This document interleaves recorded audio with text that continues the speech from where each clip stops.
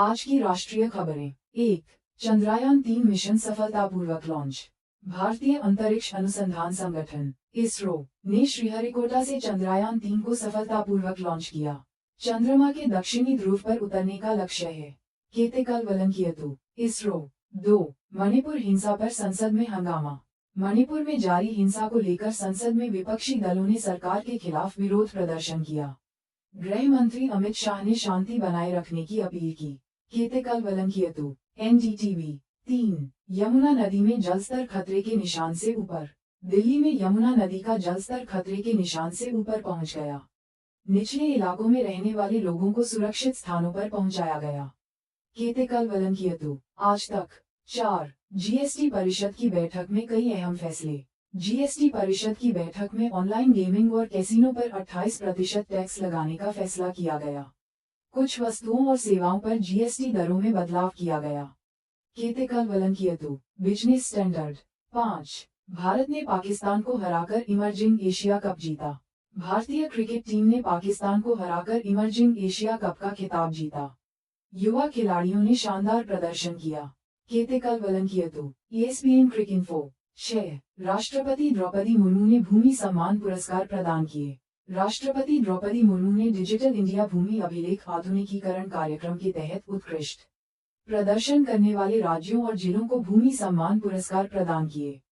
केतेकल वलंकियतु PIB। 7. PM Modi ने video conferencing के माध्यम से G20 संस्कृति मंत्रियों की बैठक को संबोधित किया।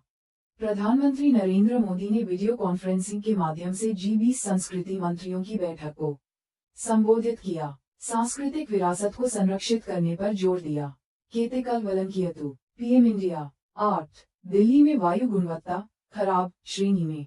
दिल्ली में वायु गुणवत्ता खराब श्रेणी में दर्ज की गई। प्रदूषण को कम करने के लिए सरकार ने कई कदम उठाए।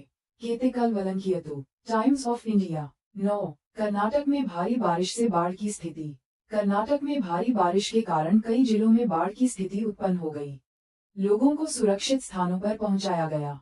केतेकल वलंकियतु द हिंदू। 10. आरबीआई ने रेपो रेट में कोई बदलाव नहीं किया।